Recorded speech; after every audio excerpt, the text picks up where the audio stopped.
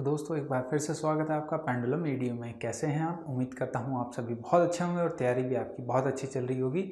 दोस्तों अपनी RRB NTPC lecture series को कंटिन्यू करते हुए आज हम आपके लिए लेके आए मेंसुरेशन यानी कि क्षेत्र मिति के 3D से रिलेटेड आपके बेसिक कंसेप्ट, किस तरीके से आपको 3D की फिगर्स याद रखनी है और किस तरीके से उनके फॉर्मूले जो होते हैं वो एक टाइप पे बेस्ड होते हैं और वो टाइप हम उन फिगर्स को जो है टाइप में बांट के चलेंगे, किस तरीके से आप उन्हें याद रख सकते हैं। जैसे आपकी 3D आकृति क्या होती है, जो 3 एक्सिस पे बनी होती है यानी कि 3 त्रिविमीय आकृति, यानी कि आपको पता है ये एक्स होता है और ये वाई एक्सिस होता है। अगर आपके पास यहाँ पे एक एक्सिस जेड भी आ जाए तो ये क्या हो जाती है, आपकी त्रिविमीय आकृति यानी कि 3 डायमेंशनल आपकी फिगर हो जाती है।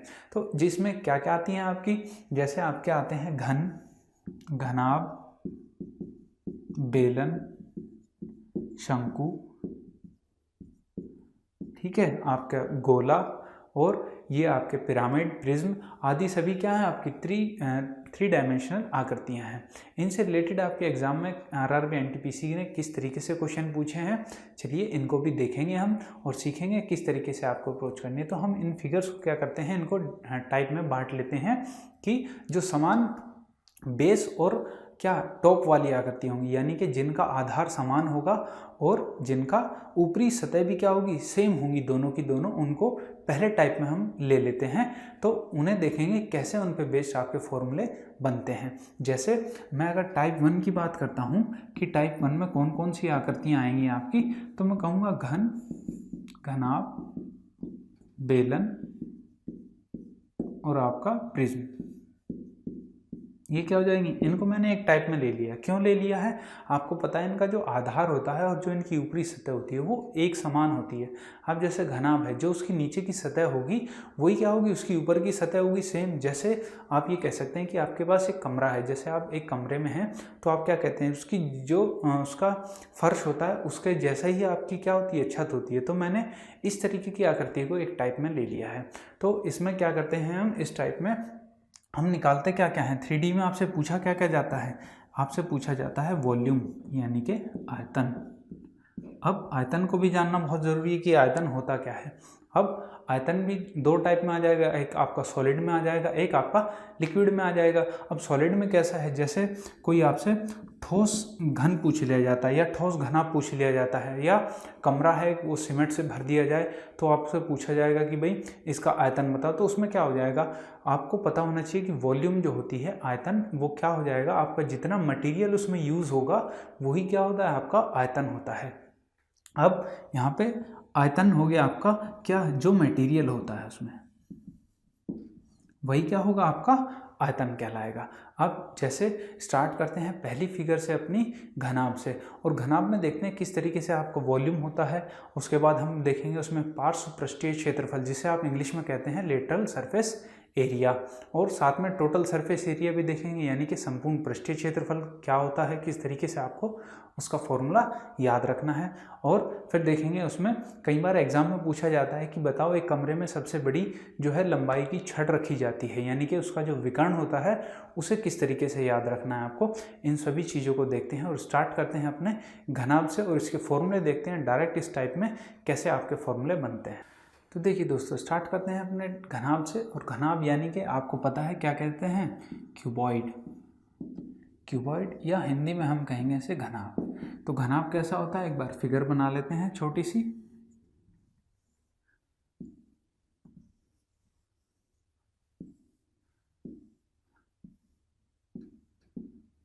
ये क्या हो गया, ये आपका घनाभ हो गया, यानी कि क्यूबॉइड हो गया।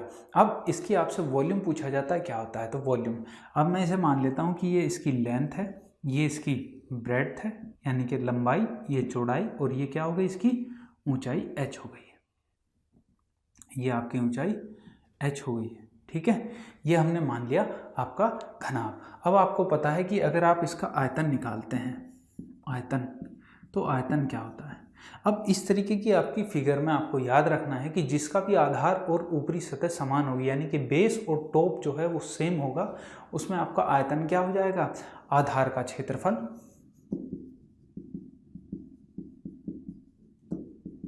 और गुणा ऊंचाई। ये आपका आयतन हो जाएगा, जिसमें भी आपका बेस यानी कि आधार और जो है टॉप यानी कि ऊपरी सतह समान होगी। अब इसमें हमें पता है इसका बेस क्या है, ये L इसकी लंबाई है और B क्या है, इसकी चौड़ाई है। तो नीचे का बेस जो है क्या है, एक आयताकार है। अगर आयताकार है तो आप कह सकते हैं कि बेस का जो क्षेत्रफल होगा वो क्या होगा, L इंटू बी होगा। तो आप आधार का क्षेत्रफल कह सकते हैं कि L इंटू बी हो गया। अब ऊंचाई कितनी है इसकी, h है, तो आप डायरेक्ट मल्टीप्लाई करके लिखेंगे h। तो आपको पता लग गया यहाँ से LBH क्या होता है, घनाभ का आयतन होता है। और आप सभी को इसका ये फॉर्मूला पता है कि लंबाई गुणा चौड़ाई गुणा ऊंचाई होता है घनाभ का क्षेत्रफल। तो ये कहाँ से आता है, ये आपका डायरेक्ट फॉर्मूला है, एक तरीके से बेसिक है याद रखने के लिए कि आधार का क्षेत्रफल गुणा ऊंचाई किस टाइप के फिगर में लगेगा आपका, जिनका भी बेस और जो है ऊपरी सतह समान होगी। अब बात कर लेते हैं इसके पार्श्व पृष्ठीय क्षेत्रफल की। पार्श्व पृष्ठीय क्षेत्रफल या इसे कहते हैं आप लेटरल सरफेस एरिया। अब लेटरल सरफेस एरिया क्या होता है, अब इसमें क्या होता है, सिर्फ आपको सतह का क्षेत्रफल लेना होता है, यानी कि जो इसकी 4 सतह होंगी, यानी कि नीचे वाला हिस्सा और ऊपर वाला हिस्से को आपको इसमें छोड़ देना है। बाकी का जो बचा हुआ पोर्शन होगा वो क्या कहलाएगा, इसका पार्श्व पृष्ठीय क्षेत्रफल कहलाएगा। अब ये तो हो गया ऐसी फिगर में जो आपकी सॉलिड है, जो आपकी सर्कुलर नहीं है। अब आपको पता है कि इसी को हम क्या कह देते हैं, कर्व्ड सरफेस एरिया भी कह देते हैं, कर्व्ड सरफेस एरिया। लेकिन कर्व्ड सरफेस एरिया किन में कहेंगे, जहाँ पे आपकी सर्कुलर कोई बॉडी होगी या सर्कुलर कोई फिगर होगी। जैसे आप कह सकते हैं बेलन, बेलन क्या है आपका सर्कुलर है, तो उसमें इस पार्श्व पृष्ठीय क्षेत्रफल को ना कह के क्या कहेंगे हम उसे, कर्व्ड सरफेस एरिया, या उसमें कहेंगे वक्र पृष्ठीय क्षेत्रफल। तो बस नाम का फर्क है, चीज़ वही है, बस आपको टॉप की और बेस की जो है वो कैलकुलेट नहीं करनी है, बाकी आपकी जो चारों सतह होंगी वो इसमें आपकी आ जाएंगी। अब इसकी चारों सतह को देखो कि ये वाली एक सतह ये हो जाएगी, एक सतह ये हो जाएगी, एक ये पीछे वाली और एक ये वाली सतह हो जाएगी। अब इसमें 4 सतह हो गई हैं आपकी। अब आपको हर एक सतह का क्षेत्रफल पता होना चाहिए क्या होगा, या आप इस तरीके से कह सकते हैं, अगर आपको ये बेसिक्स याद रखने हैं कि ये चारों सतह कैसे बनेंगी, तो आप कह सकते हैं कि मैं अगर ये वाली जो सतह है नीचे वाली, इसी को ऐसे ऐसे रखता चला जाऊं ऊपर, तो क्या हो जाएगा, ये एक पूरा का पूरा क्यूबॉइड बन गया है। अब आप कह सकते हैं कि इस जो ये मैंने परिमाप लिया, यानी कि ये जो मैंने परिमाप लिया इसका नीचे वाले बेस का, इसी को मैं ऊपर रखता चला जा रहा हूँ, तो क्या हो गया, आपका क्यूबॉइड बन गया, यानी कि चारों सतह कंप्लीट हो जाएंगी। तो आप कह सकते हो कि अगर डायरेक्ट आपको याद रखना है तो क्या होगा, आधार का परिमाप गुणा ऊंचाई, ये क्या हो जाएगा आपका पार्श्व पृष्ठीय क्षेत्रफल हो जाएगा। अब पार्श्व पृष्ठीय क्षेत्रफल आधार का परिमाप क्या हो जाएगा, इसका L इंटू बी, ये भी L है और ये भी B है, तो आप कह सकते हैं 2L प्लस B हो जाएगा आपका आधार का परिमाप। तो 2L प्लस B और इंटू ऊंचाई कितनी है भाई, h। और आपको पता है कि यही क्या होता है, आपका घनाभ का पार्श्व पृष्ठीय क्षेत्रफल होता है। तो इस तरीके से जो है डायरेक्ट बेसिक्स आपको याद रखना है कि आधार का परिमाप गुणा ऊंचाई, ये हर उसमें लगेगा जो भी आपका जिसमें बेस और आपका टॉप जो है वो सेम होगा। तो बस एक ये चीज़ आपको याद रखनी है, आपको ये फॉर्मूला भी याद रखने की ज़रूरत नहीं है, आपको एग्जाम में तुरंत याद आ जाएगा कि कैसे हमने जो है इनके फॉर्मूले बनाए हैं। अब ये तो हो गया आपका पार्श्व पृष्ठीय क्षेत्रफल। अब बात करते हैं संपूर्ण पृष्ठीय क्षेत्रफल की, यानी कि टोटल सरफेस एरिया। अब टोटल सरफेस एरिया यानी कि संपूर्ण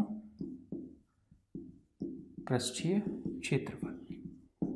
अब संपूर्ण पृष्ठीय क्षेत्रफल में क्या होगा, आपको पता है कि चारों सतह तो ये आएंगी जो हमने पार्श्व पृष्ठीय क्षेत्रफल में ली हैं। संपूर्ण पृष्ठीय क्षेत्रफल में क्या होगा, नीचे की सतह और ऊपर की सतह भी आपकी आ जाएगी। अब आपको पता है नीचे की सतह और ऊपर की सतह अगर आपको लेनी है तो क्या होगा, सेम टू सेम होंगी, क्योंकि जो नीचे की सतह है वही क्या है, आपकी ऊपर की सतह है। तो नीचे की सतह का क्षेत्रफल और इसमें क्या हो जाएगा, ऐड हो जाएगा। तो नीचे और ऊपर की सतह का क्षेत्रफल सेम होगा, तो आप कह सकते हैं कि ये तो होगा ही होगा 2L plus B into H, ये तो होगा ही होगा। साथ में नीचे वाली और ऊपर वाली सतह, इनका क्षेत्रफल क्या होगा, L इंटू बी होगा। और ये क्या है, दो सतह हैं, तो ये आपका क्या हो जाएगा, संपूर्ण पृष्ठीय क्षेत्रफल हो जाएगा। और इसी को अगर आप खोल के लिखते हैं तो क्या आ जाता है आपके पास, 2LB plus BH plus HL, ये आ जाता है आपका क्या, संपूर्ण पृष्ठीय क्षेत्रफल। तो बस ये आपको डायरेक्ट फॉर्मूला याद रखना है कि संपूर्ण पृष्ठीय क्षेत्रफल में क्या ऐड कर देना है हमें, नीचे वाली सतह और ऊपर वाली सतह के क्षेत्रफल को इसमें ऐड कर देना है, तो आपका क्या आ जाएगा, संपूर्ण पृष्ठीय क्षेत्रफल आ जाएगा। ये तो हो गई आपकी तीन चीज़ें। अब आपसे एग्जाम में पूछा जाता है कई बार कि अगर ये घनाभ है या कोई कमरा है तो इसके अंदर सबसे लंबी लंबाई की छड़ बताइए कितनी रखी जा सकती है। यानी कि आपको क्या बताना है, इस कोने से लेके और इस कोने तक की जो छड़ आएगी, यहाँ से और यहाँ तक की जो लंबाई की छड़ होगी, ये आपको बताना है क्या होगी। और इसी को कह देते हैं आपका घनाभ का विकर्ण। अब ये हो गया आपका घनाभ का विकर्ण। अब इसका फॉर्मूला आप सभी को पता है क्या होगा, डायरेक्ट अगर मैं लिखूं तो इसका फॉर्मूला हो जाता है L square plus B square plus H square. ये इसका डायरेक्ट फॉर्मूला होता है विकर्ण का। अब ये कैसे आता है, इस चीज़ को अगर आप सीखना चाहते हैं तो बिल्कुल सीखिए। चलिए देखते हैं कैसे जो है आपका ये डायरेक्ट आता है। अब अगर मैं आपसे सिर्फ ये नीचे वाले पोर्शन की बात करूं तो नीचे वाला जो पोर्शन है आपका ये वाला, अगर मैं इसकी बात करता हूँ सिर्फ अभी के लिए, तो इसकी लेंथ लंबाई L है और ये B है। तो अगर मैं ये विकर्ण निकालना चाहूँ तो विकर्ण क्या हो जाएगा, आपको पता है नीचे का जो एरिया है ये कैसा है, आयताकार है। तो आयताकार है तो डायरेक्ट आप पाइथागोरस थ्योरम लगाएंगे तो क्या आ जाएगा, ये वाला जो विकर्ण है इसका कितना आ जाएगा, L square plus B square आ जाएगा। क्या आ जाएगा, ये L square plus B square आ जाएगा। अब ये तो हो गया ये नीचे वाला विकर्ण, ये विकर्ण। अब आपको पता है कि अगर मैं इस विकर्ण को ले लूँ, यानी कि ये वाला विकर्ण लिया मैंने और ये बड़े वाला विकर्ण लिया, और इसको अगर मैं यहाँ मिलाता हूँ तो आप कहोगे कि यहाँ पे जो ये एंगल बनेगा ये कितना बनेगा, 90 डिग्री का बनेगा। अगर ये 90 डिग्री यहाँ पे एंगल बन रहा है आपका, तो ये क्या हो जाएगा, एक आपका समकोण त्रिभुज हो जाएगा। अब आपको पता है ये क्या है, हाइट है, और इसकी मैंने अभी निकाली है, कितनी आई थी, L square plus B square आई थी इसकी लंबाई। अब आपको ये विकर्ण निकालना है कितना होगा, तो यहाँ पे फिर से आप पाइथागोरस थ्योरम लगाएंगे तो आपको पता है लंब का स्क्वायर और आधार का स्क्वायर बराबर क्या होता है, विकर्ण या कर्ण का स्क्वायर। तो आप यहाँ से डायरेक्ट कह सकते हैं कि H square plus under root of L square plus B square, ये किसके बराबर हो जाएगा आपका, ये हो जाएगा आपका विकर्ण के स्क्वायर के बराबर। अब इसका भी स्क्वायर कीजिए भाई। अब जैसे ही आप स्क्वायर, ये अंडर रूट हट जाएगा यहाँ से, तो यहाँ क्या बचेगा, L square plus B square plus H square, ये हो गया विकर्ण के स्क्वायर के बराबर। अब जब आप ये स्क्वायर हटाएंगे तो क्या आ जाएगा, यहाँ पे अंडर रूट आ जाएगा, तो यही क्या हो जाएगा आपका विकर्ण। ये इसका बेसिक है कि ये आपका L square plus B square plus H square आता कहाँ से है, तो ये इसका थोड़ा सा बेसिक था। तो ये चीज़ें आपने देखी कि घनाभ में किस तरीके से आपके फॉर्मूले बनाए गए हैं। इन्हीं पे बेस्ड आपके जो समान आधार और ऊपरी सतह वाले जो फिगर हैं मैं उनको देख लेता हूँ किस तरीके से आप उन्हें समझते हैं। सेम टू सेम यही प्रोसेस लेके चलेंगे कि जो उनका आयतन होगा वो आधार का क्षेत्रफल गुणा ऊंचाई होगा, और जो उनका संपूर्ण पृष्ठीय क्षेत्रफल होगा वो क्या होगा, एक तो पार्श्व पृष्ठीय क्षेत्रफल प्लस उनका निचली और ऊपरी सतह का क्षेत्रफल। चलिए देखते हैं अपने घन को। चलिए दोस्तों देखिए घन यानी कि आपका क्यूब पे किस तरीके से आपके फॉर्मूले होते हैं। देखिए क्यूब भी आपका सेम टू सेम वही होता है जो आपका घनाभ होता है, बस इसमें फ़र्क क्या होता है कि इसकी सारी भुजाएं क्या होती हैं, समान होती हैं। यानी कि लंबाई भी चौड़ाई भी और ऊंचाई भी क्या हो जाएगी आपकी इसकी ही हो जाएगी घन की, क्योंकि सारी की सारी जो भुजाएं हैं इसकी वो सेम होती हैं। तो इसके लिए अगर मैं आयतन की बात करता हूँ कि आयतन कितना होगा, तो आपको मैंने अभी आयतन का फॉर्मूला बताया था, क्या होता है, आधार का क्षेत्रफल गुणा ऊंचाई। क्योंकि इसमें भी क्या है, आपका नीचे की जो सतह है वही सेम टू सेम कैसी है, जो इसकी ऊपरी सतह है। तो आप यहाँ से डायरेक्ट आधार का क्षेत्रफल क्या हो जाएगा इसका, a इंटू ए, यानी कि a स्क्वायर हो जाएगा। तो यहाँ से आधार का क्षेत्रफल हो गया a स्क्वायर गुणा ऊंचाई कितनी है भाई इसकी a है। तो आप सभी को पता है कि a क्यूब होता है किसका, घन का आयतन।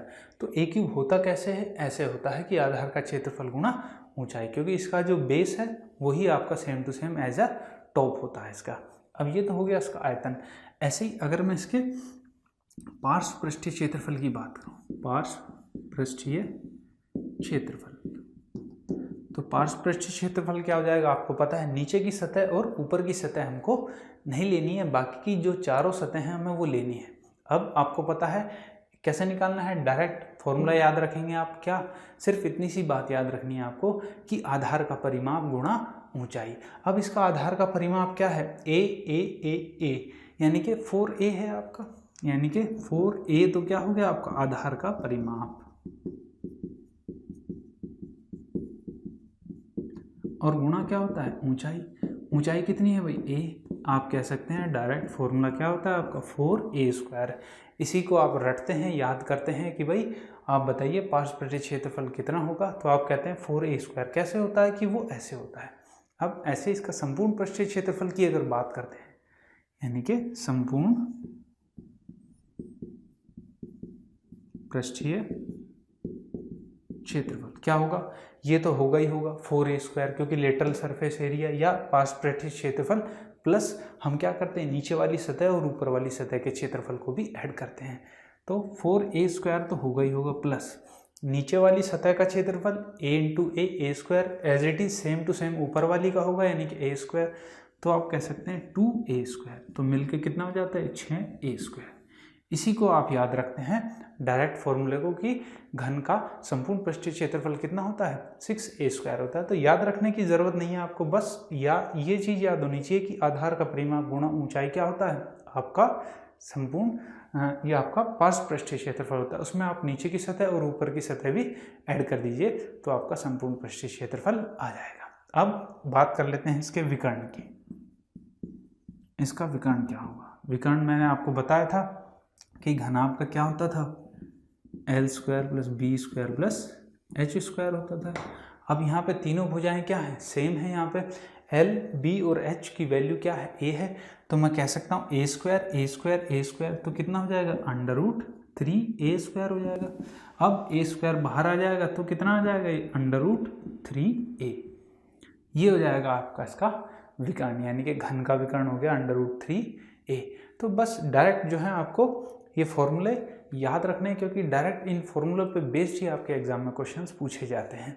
ये तो हो गया आपका घन। अब देखते हैं हम अपने बेलन को, यानी कि आप कहते हैं उसे इंग्लिश में सिलेंडर को, कि किस तरीके से आपके उसके भी डायरेक्ट फॉर्मूले इसी पे बेस्ड है।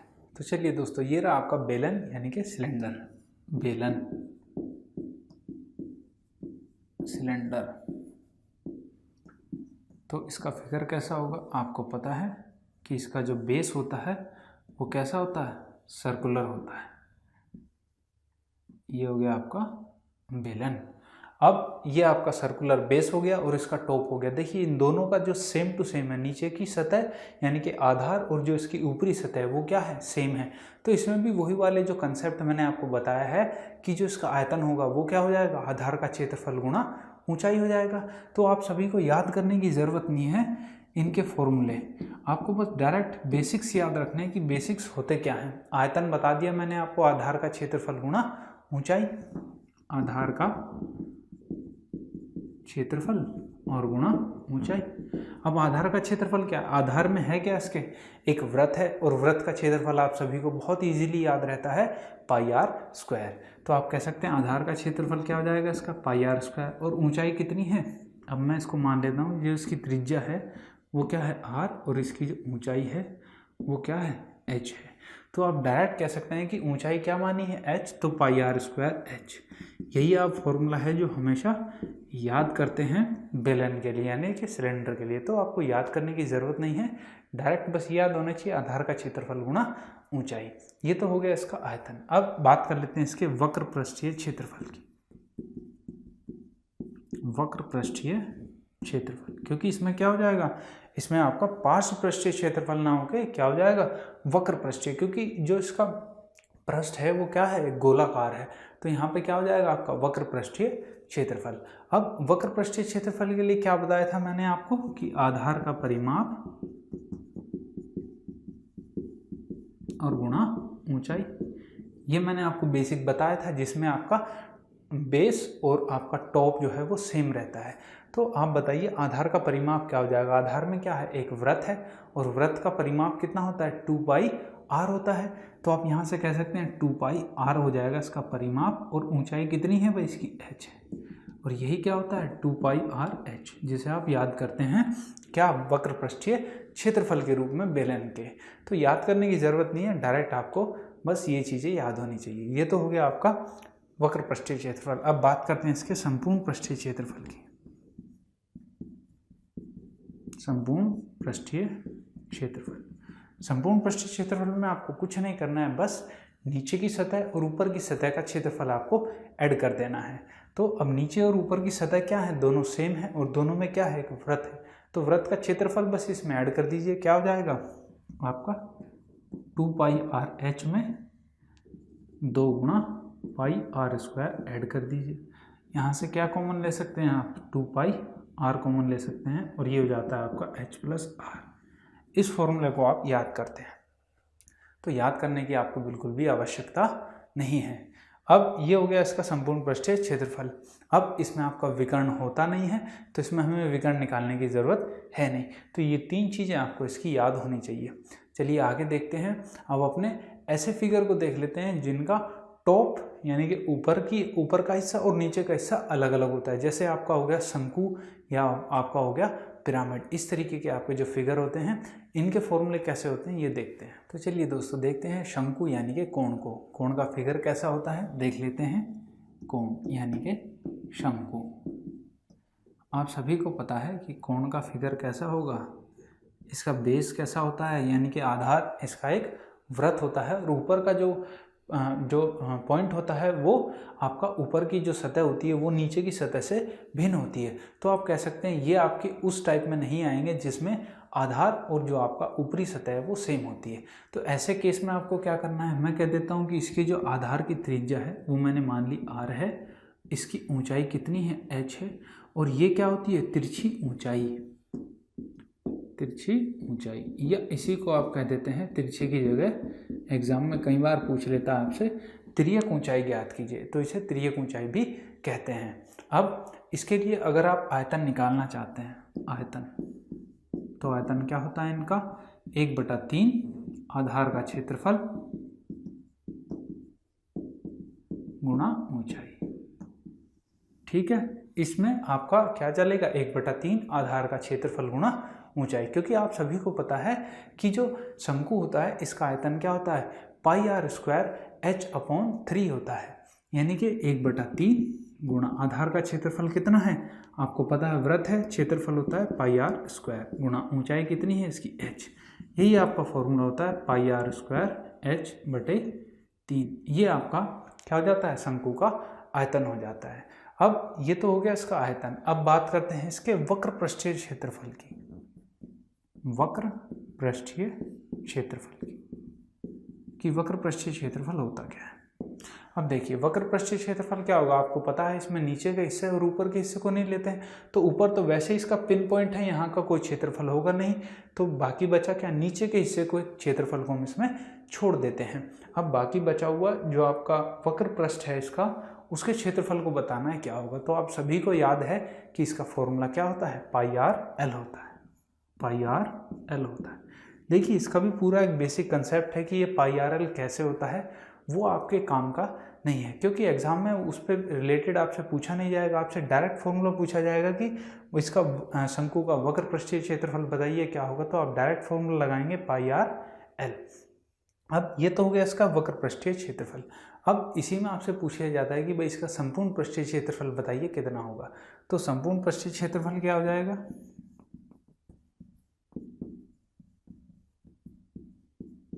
संपूर्ण पृष्ठीय क्षेत्रफल क्या हो जाएगा, पाई r l तो होगा ही होगा। अब बस आपको क्या ऐड करना है आपको, क्योंकि इसमें टॉप तो है नहीं, सिर्फ आपका क्या है नीचे का है, आधार है, तो आधार का क्षेत्रफल ऐड कर दीजिए। और आधार में क्या है आपका एक वृत्त है, तो वृत्त का क्षेत्रफल कितना होता है पाई r स्क्वायर, तो पाई r स्क्वायर हो जाएगा। यहाँ से आप क्या कॉमन ले सकते हैं, पाई r कॉमन लेंगे तो क्या हो जाएगा l प्लस r। ये आपका डायरेक्ट इसका फॉर्मूला हो जाता है। ये आपको पता चल गया कि कैसे आपका जो है संपूर्ण पृष्ठीय क्षेत्रफल निकाला जाता है। चलिए, ये तो हो गई इनकी चीज़ें। अब इसी में आप देख लेते हैं कि पिरामिड जो होते हैं इसी पे बेस्ड हैं आपके पिरामिड भी, क्योंकि उनका जो टॉप होता है वो क्या होता है, पिन पॉइंट होता है। तो उसी पे बेस्ड आपके डायरेक्ट फार्मूला क्या होते हैं, किस तरीके से सेम टू सेम उनका भी वॉल्यूम क्या होता है, यही होता है 1/3 आधार का क्षेत्रफल गुणा ऊंचाई। चलिए एक बार पिरामिड को देख लेते हैं। तो देखिए दोस्तों, अब देखते हैं अपने पिरामिड को कि पिरामिड किस टाइप से आपसे एग्जाम में क्वेश्चन पूछे जाते हैं, क्या बेसिक कंसेप्ट होता है पिरामिड का। आपको एग्जाम में जो पिरामिड पूछा जाता है कई बार उसका जो बेस होता है यानी कि जो उसका आधार होता है वो अलग अलग टाइप का दे दिया जाता है। जैसे कई बार आपको वर्गाकार पिरामिड पे पूछ लेता है एग्जाम में, कई बार आपको त्रिभुजाकार पिरामिड पे पूछ लेता है कि जो उनका आधार होता है वो अलग अलग हो जाता है। जैसे मैं आपको कहूँ कि मैंने आपको एक ये पिरामिड बना लेते हैं हम।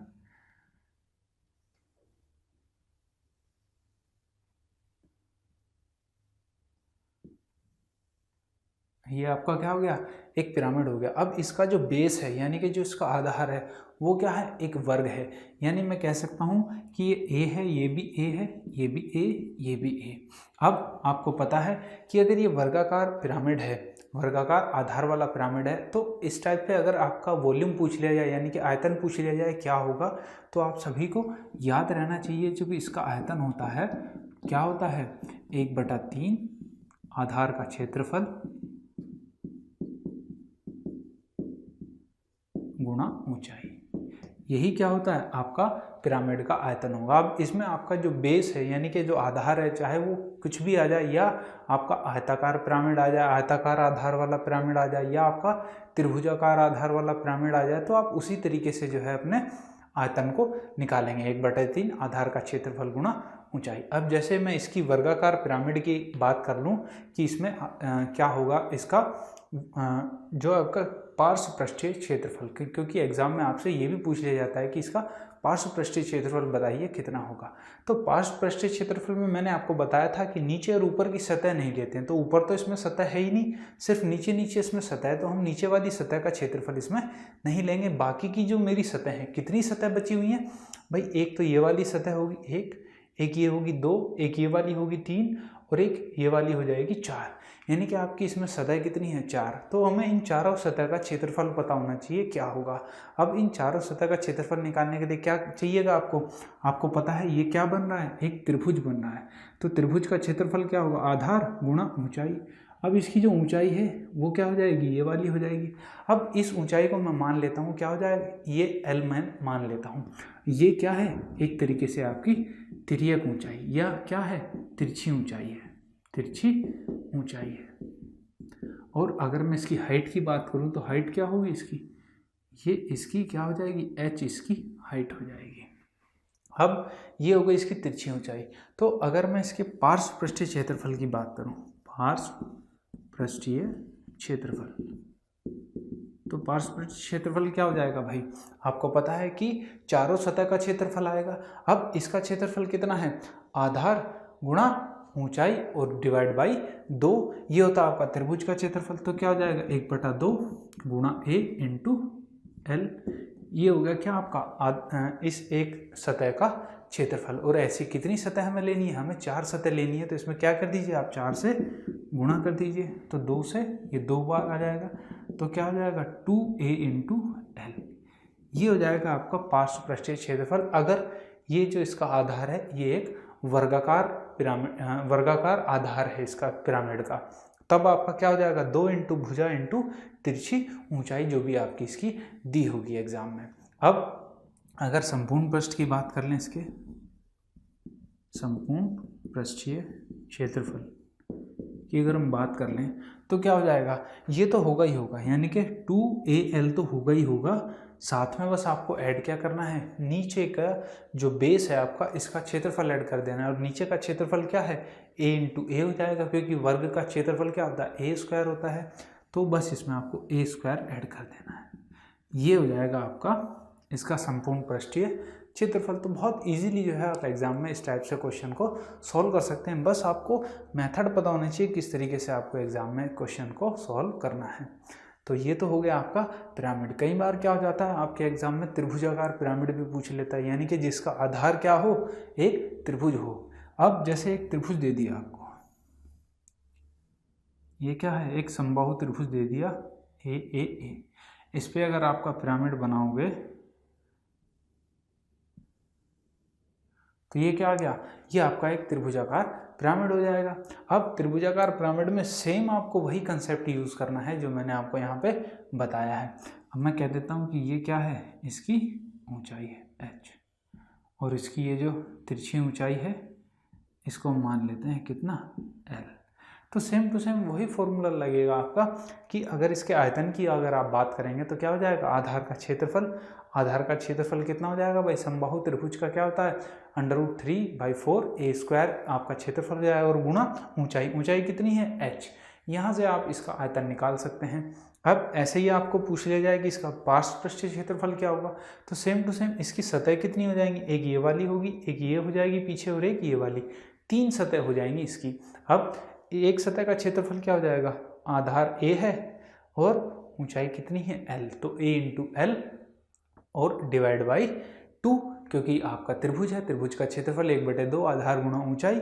अब 3 हैं साथ में, क्योंकि 3 सतह हैं, तो इसका डायरेक्ट अगर आप पार्श्व पृष्ठीय क्षेत्रफल निकालोगे कितना हो जाएगा, 3/2 a × l, ये हो जाएगा इसका पार्श्व पृष्ठीय क्षेत्रफल। तो इस तरीके से जो है बहुत इजीली अपने मेथड को समझ के क्वेश्चंस को बहुत इजीली सॉल्व कर सकते हैं। चलिए आगे देखते हैं। अब अपने जो बचे हुए टॉपिक रह गए, जैसे आपका हो गया गोला बचा है, एक अर्धगोला बचा है, इनको भी देख लेते हैं आपके क्या फॉर्मूले इनमें यूज़ होते हैं। तो देखिए दोस्तों, अब देखते हैं अपने स्फेयर यानी गोले को कि इसके फॉर्मूले कौन कौन से होते हैं। आपको पता है ये क्या होता है आपका ठोस गोला। अगर इसकी त्रिज्या मैंने मान ली r है इसकी, तो इससे अगर आपका डायरेक्ट आपका आयतन पूछा जाता है तो आप सभी को पता है गोले का आयतन क्या होता है, 4/3 πr³, 4/3 πr³ क्या हो जाएगा आपका आयतन हो जाएगा। तो डायरेक्ट आप फॉर्मूला इसको याद रखते हैं। अब यहीं पे आपसे इसका क्या पूछ लिया जाता है, कई बार इसका पृष्ठीय क्षेत्रफल पूछ लिया जाता है, या आप कह सकते हैं वक्र पृष्ठीय क्षेत्रफल या संपूर्ण पृष्ठीय क्षेत्रफल, इसके दोनों क्या होते हैं, बराबर होते हैं। तो इसे बस ऐसे लिख लीजिए कि इसका पृष्ठीय क्षेत्रफल कितना होता है, इसका पृष्ठीय क्षेत्रफल, इसका पृष्ठीय क्षेत्रफल होता है भाई 4πr²। बस ये 2 फॉर्मूले हैं इसमें जो आपको याद रखने हैं, जिस पे आपसे एग्जाम में डायरेक्ट क्वेश्चन आपसे पूछे जाते हैं। ऐसे ही आपका हो जाता है इसका अर्धगोला, यानी कि इसका आधा हिस्सा। अगर आधा हिस्सा अगर मैं इसका कर दूं तो ये किस टाइप से आपका फिगर बन जाएगा कि ये ऊपर का हिस्सा जो है सॉलिड है, तो यहाँ पे भी क्या हो जाएगा आपका एक वृत्ताकार हिस्सा आपका यहाँ पे बच जाएगा। ये क्या है आपका अर्धगोला। अब अर्धगोले के लिए क्या हो जाएगा, ये गोला था, ये अर्ध है, यानी कि इसका आधा हो गया है, तो यहाँ भी चीज़ें क्या हो जाएंगी, इसकी आधी आधी हो जाएंगी। अब इसके लिए आयतन कितना हो जाएगा, अगर अर्धगोले के लिए बात करेंगे तो आयतन कितना हो जाएगा, आधा हो जाएगा। तो 4/3 था, इसका भी आधा करोगे तो कितना हो जाएगा, 2/3 πr³। और अब इसके वक्र पृष्ठीय क्षेत्रफल की बात करते हैं। वक्र पृष्ठीय क्षेत्रफल की अगर हम बात करते हैं तो कितना होगा। अब देखिए इसमें वक्र पृष्ठीय क्षेत्रफल क्यों आ गया है, इसमें क्यों नहीं आया था, क्योंकि इसमें तो जो चीज़ थी वो पूरी थी। इसमें क्या आ गया, अब इसके पास आधार है एक, इसके पास यहाँ आधार नहीं है एक तरीके से, तो आप क्या कह सकते हैं, इसका जो वक्र पृष्ठीय और संपूर्ण पृष्ठीय वो क्या है, सेम है। तो इसमें अगर वक्र पृष्ठीय पूछेगा तो ये वाला जो हिस्सा है इसके लिए आपको निकालना है कितना होगा। तो आपको पता था पूरे गोले का कितना होता है 4πr², तो आधे के लिए कितना रह जाएगा 2πr² रह जाएगा। तो आप कह सकते हैं वक्र पृष्ठीय क्षेत्रफल कितना हो जाएगा इसका 2πr²। अब इसके लिए आपसे संपूर्ण पृष्ठीय क्षेत्रफल भी एग्जाम में पूछा जाता है।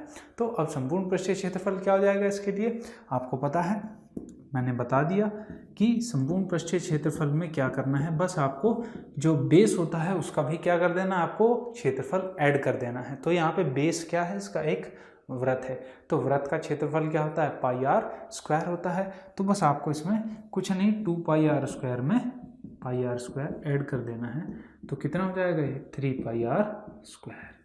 ये हो गया इसका संपूर्ण पृष्ठीय क्षेत्रफल अर्धगोले का। तो इस पे जो है आपसे एग्जाम में इन्हीं फॉर्मूलों पे बेस्ड आपसे क्वेश्चन पूछे जाते हैं। चलिए आपका एक प्रिज्म रहता है, प्रिज्म को भी देख लेते हैं कि प्रिज्म किस तरीके से होता है, क्योंकि मैंने आपको बताया है प्रिज्म या इस तरीके की आकृति जिसमें आधार और जो ऊपरी सतह है वो जो सेम होता है, उसमें आपको उन्हीं फॉर्मूलों का यूज़ करना है। एग्जाम में प्रिज्म भी आपसे क्या अलग अलग बेस के पूछ लेता है कि कई बार आपसे पूछ लीजिएगा भाई वर्गाकार आधार वाला एक प्रिज्म है, उसके लिए बता दीजिए आप फॉर्मूले क्या होंगे। कई बार आपसे त्रिभुजाकार आधार वाला प्रिज्म एग्जाम में पूछ लिया जाता है, उससे रिलेटेड क्वेश्चन। तो फॉर्मूले वही हैं जो मैंने आपको स्टार्टिंग में बेसिक से बताए थे। चलिए एक बार फिर से रिवाइज कर लेते हैं। तो देखिए अब स्टार्ट करते हैं दोस्तों अपने प्रिज्म को, कि प्रिज्म पे आपके एग्जाम में किस तरीके से पूछे जाते हैं कि प्रिज्म होता क्या है। देखिए प्रिज्म सेम टू सेम वही फिगर है जो मैंने आपको स्टार्टिंग में बताई थी कि जिसका आधार और जो ऊपरी सतह होती है वो समान होती है, वही क्या होते हैं आपके एक तरीके से प्रिज्म हो जाते हैं। अब जैसे एग्जाम में आपसे पूछा जाता है कई बार एक आयताकार प्रिज्म के बारे में आपसे एग्जाम में क्वेश्चन पूछ लिया जाता है, कई बार त्रिभुजाकार प्रिज्म के बारे में पूछ लिया जाता है, कई बार वर्गाकार प्रिज्म के बारे में पूछ लिया जाता है। तो आपके इन सब के लिए फॉर्मूले क्या है, बिल्कुल सेम वही है जो मैंने आपको स्टार्टिंग में बताया था। क्या बताया था मैंने आपको, चलिए एक छोटा सा प्रिज्म बना लेते हैं पहले।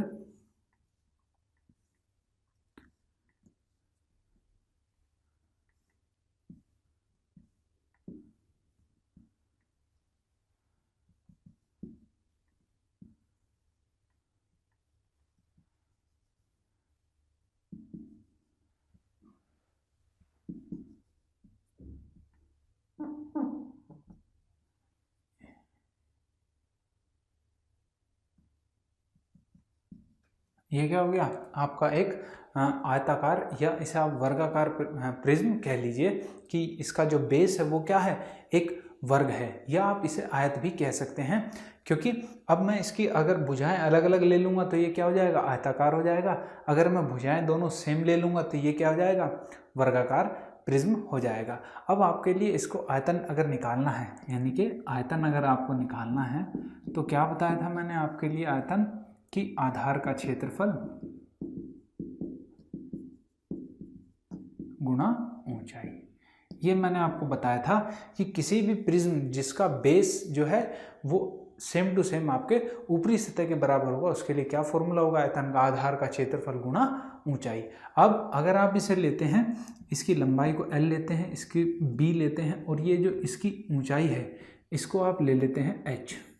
अगर इसकी ऊंचाई को आप ले लेते हैं H तो आपको पता है यहाँ से क्या हो जाएगा, आधार का क्षेत्रफल L into B into H हो जाएगा, क्योंकि ऊंचाई क्या है इसके लिए H है। तो आप यहाँ से डायरेक्ट कह सकते हैं कि इसके लिए फॉर्मूला क्या हो जाएगा, L into B into H हो जाएगा। ऐसे ही अगर पार्श्व पृष्ठीय क्षेत्रफल की बात करोगे, यानी कि लेटरल सरफेस एरिया, तो इसकी वही क्या हो जाएंगी, 4 सतह हो जाएंगी।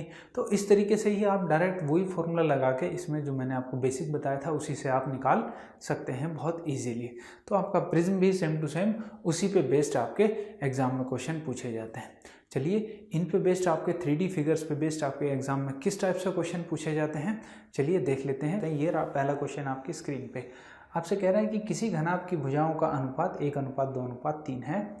यदि घनाभ का संपूर्ण पृष्ठीय क्षेत्रफल 176 वर्ग सेंटीमीटर है तो घनाभ का आयतन आपको बताना है कितना होगा। तो देखिए फॉर्मूला बेस्ड ही ये क्वेश्चन, बस आपको फॉर्मूले पता होने चाहिए कि इसमें कौन सा फॉर्मूला आप यूज़ करेंगे। तो इसमें आपको संपूर्ण पृष्ठीय क्षेत्रफल आपको दिया गया है। संपूर्ण पृष्ठीय क्षेत्रफल कितना है भैया आपका, 176 वर्ग सेंटीमीटर।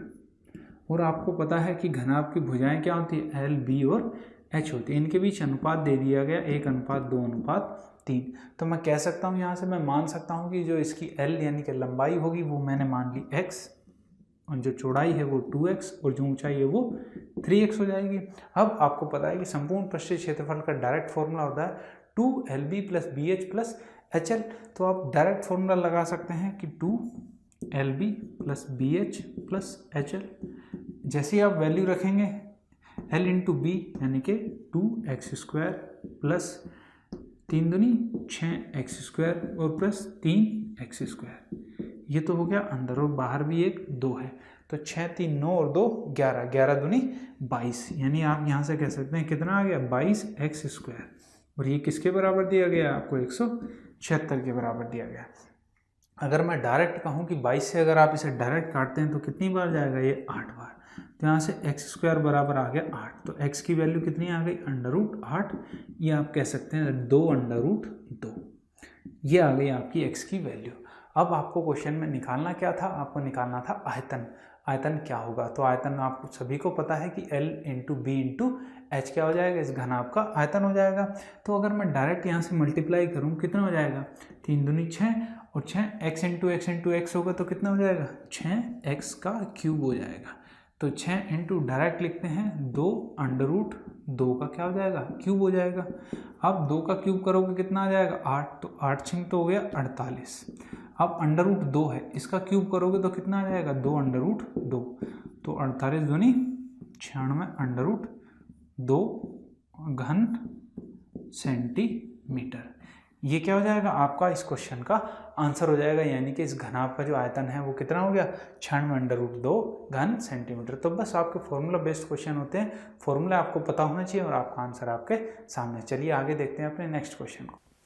तो ये रहा दोस्तों आपका नेक्स्ट क्वेश्चन आपकी स्क्रीन के ऊपर। इसमें क्या पूछा गया था आपसे कि उस लंबी से लंबी सीढ़ी की लंबाई ज्ञात कीजिए जिसे एक 16 सेंटीमीटर लंबे 12 मीटर चौड़े तथा 32/3 मीटर ऊंचे कमरे में रखा जा सकता है। यानी कि आपसे सीधा सीधा किस टाइप का क्वेश्चन है कि आपसे विकर्ण पूछा गया है कि वो उस घनाभ का विकर्ण कितना होगा, उसकी वैल्यू आपको बता दीजिए, और ये इसकी डायमेंशंस भी आपको दे दी गई है इस क्वेश्चन में। तो बस आपको डायरेक्ट विकर्ण का फॉर्मूला याद होना चाहिए और आप इसे लगा के बहुत ईजीली सॉल्व कर सकते हैं।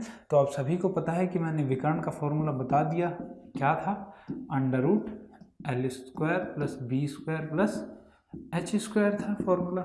अब यहाँ से आप करते हैं तो क्या आ जाएगा, लंबाई 16 है, ये 12 है और H कितना है 32/3 का स्क्वायर है, और ये आपका √16 का कितना हो जाएगा 256, 12 का हो गया 144 और यहाँ से 3 का हो गया 9, 32 का कितना हो जाएगा भाई 32 × 32 करते हैं, 2 दूनी 4, 3 दूनी 6, 3 दूनी 6, 12 का 2 हाथ से ले 3 3 9, 1024 हो गया। अब आप इसे ऐड करते हैं तो कितना हो जाएगा, ये 400 और 9 चौक 36, यानी कि 3600 + 1024 और बटे 9 आ गया। यानी कि आप इसमें ऐड करते हैं तो कितना हो जाएगा, ये 36 में 1000 जोड़ेंगे तो 4624 बटे 9 हो गया आपका, और ये साथ में √। अब 9 तो बाहर आ गया, यानी कि यहाँ तो बचा 3। अब मुझे 4624 का क्या निकालना है, वर्गमूल निकालना है। क्या होगा, तो वर्गमूल निकालने से पहले आप क्या करें, एक बार अपने ऑप्शंस को देखें कि ऑप्शंस में दिया क्या गया है मुझे। तो आप देखेंगे सारी ऐसी वैल्यूज़ दी गई हैं जो √, में कोई भी वैल्यू नहीं है कि जो √, में हो यहाँ पे। यानी कि आपका ये क्या है, ये परफेक्ट यहाँ से आपका स्क्वायर होगा 4624। अब परफेक्ट स्क्वायर का मैंने आपको बताया हुआ है कि किस तरीके से आप परफेक्ट स्क्वायर निकाल सकते हैं। आप मेरी पुरानी वीडियो में जाके देख सकते हैं कि किस तरीके से मैंने आपको बहुत अच्छे से डिटेल में पूरा कंसेप्ट समझाया है कि कैसे वर्गमूल को चुटकियों में आप निकाल सकते हैं। अगर कोई भी वर्गमूल परफेक्ट स्क्वायर है यानी कि पूर्ण वर्ग संख्या है तो आप उसे बहुत ईजिली निकाल सकते हैं। अब तरीका मैं एक बार रिवाइज कर देता हूँ। ये है आपका 4624। क्या करना है, इकाई देखो 4 है, तो 4 किस किस में आ सकता है, 2 के वर्ग में आ सकता है और 8 के वर्ग में आ सकता है। यानी कि अब मुझे पता चल गया कि मेरा इकाई का अंक या तो 2 होगा या 8 होगा। अब मैं बाकी बचे हुए 2 अंक को देखता हूँ क्या होंगे, क्योंकि वर्गमूल है, 2 2 के जोड़े बनेंगे तो 46 किसके बीच आएगा, आपको पता है 6 के वर्ग और 7 7 49 के वर्ग के बीच में आएगा। अब यहाँ से तो हमेशा क्या लेनी है, छोटी संख्या लेनी है, यानी कि 6 आ गया यहाँ से। अब मुझे लेना है कि यहाँ पे बड़ी आएगी कि छोटी आएगी, तो 7 6 करते हैं, कितना होता है 42, और ये जो संख्या है 46, ये 42 से ज़्यादा है, तो यहाँ से मैं बड़ी वाली संख्या लूँगा 8, यानी कि कितना आ गया मेरा 68। तो यहाँ पे आ गया मेरा 68/3, 3 से डिवाइड कर ली, 3 दूनी 6, 3 दूनी 6 और 2/3, ये आ गया आपका आंसर। यानी कि 22 सही 2/3 क्या हो जाएगा आपका, ये हो जाएगी आपकी उस विकर्ण की लंबाई। यानी कि आपका ऑप्शन यहाँ से सी करेक्ट हो जाएगा। कितना हो गया, 22 सही 2/3 मीटर। तो बस आपको डायरेक्ट जो है फॉर्मूले याद होने चाहिए। चलिए आगे देखते हैं अपने नेक्स्ट क्वेश्चन को। ये रहा दोस्तों आपका नेक्स्ट क्वेश्चन आपकी स्क्रीन के ऊपर। इसमें दिया गया है कि यदि एक घन का विकर्ण √48 सेंटीमीटर है तो घन का आयतन ज्ञात कीजिए क्या होगा। तो इस तरीके से भी आपके एग्जाम में बेसिक से क्वेश्चन भी पूछ लिए जाते हैं। तो देखिए आपको दिया क्या, घन का विकर्ण दे दिया गया है। यानी कि घन का विकर्ण। आपको पता है घन का विकर्ण मैंने आपको बताया था कितना होता है, √3a होता है। तो इसकी वैल्यू कितनी दे दी गई है, √48 दी है। तो 48 को अगर मैं लिखना चाहूँ तो क्या होगा, 16 × 48 और 16 बाहर आ जाएगा 4, यानी ये क्या है आपका 4√3 है। तो आप यहाँ से डायरेक्ट कह सकते हैं कि a की वैल्यू कितनी है मेरे पास 4 है, यानी कि उस घन की भुजा आपको पता चल गई, घन की भुजा है a। तो डायरेक्ट घन का आयतन बता सकते हैं आप, बिल्कुल बेसिक सा क्वेश्चन था। आपको पता है आयतन कितना हो जाएगा, a³ हो जाएगा, कितना हो जाएगा 4 का क्यूब यानी कि 64 घन सेंटीमीटर, ये आपका आंसर हो जाएगा। तो बिल्कुल बेसिक से आपके फॉर्मूला बेस्ड क्वेश्चन आपसे पूछे जाते हैं। चलिए बढ़ते हैं अपने नेक्स्ट क्वेश्चन को, देखते हैं उसमें क्या पूछा गया है। तो ये रहा दोस्तों आपका नेक्स्ट क्वेश्चन आपके स्क्रीन के ऊपर। इसमें आपसे पूछा गया है कि एक घनाभ के आकार की टंकी में 512 लीटर पानी भरा है। यदि टंकी की गहराई उसकी लंबाई का 1/3 तथा टंकी की चौड़ाई उसकी लंबाई तथा गहराई के अंतर का 1/6 भाग है, तो टंकी की लंबाई आपको बतानी है क्या होगी। देखिए क्वेश्चन है, देखने में आपको पढ़ने में लग रहा होगा, लेकिन बहुत इजी सा क्वेश्चन है, बस बेसिक्स आपको पता होने चाहिए क्या है। अब देखिए इसमें क्या गया, जो टंकी की गहराई है वो उसकी लंबाई का 1/3 है। तो सबसे पहले मैं क्या मान लेता हूँ, मैंने मान लिया भाई टंकी की लंबाई ही मैंने मान ली क्या होगी, टंकी की लंबाई को मान लेता हूँ क्या है, x है। अगर टंकी की लंबाई x है तो गहराई कितनी हो जाएगी भाई, गहराई हो जाएगी इसका 1/3 है, यानी कि x/3 हो जाएगी। अब आपको दिया था टंकी की चौड़ाई उसकी लंबाई तथा गहराई के अंतर का 1/6 भाग है।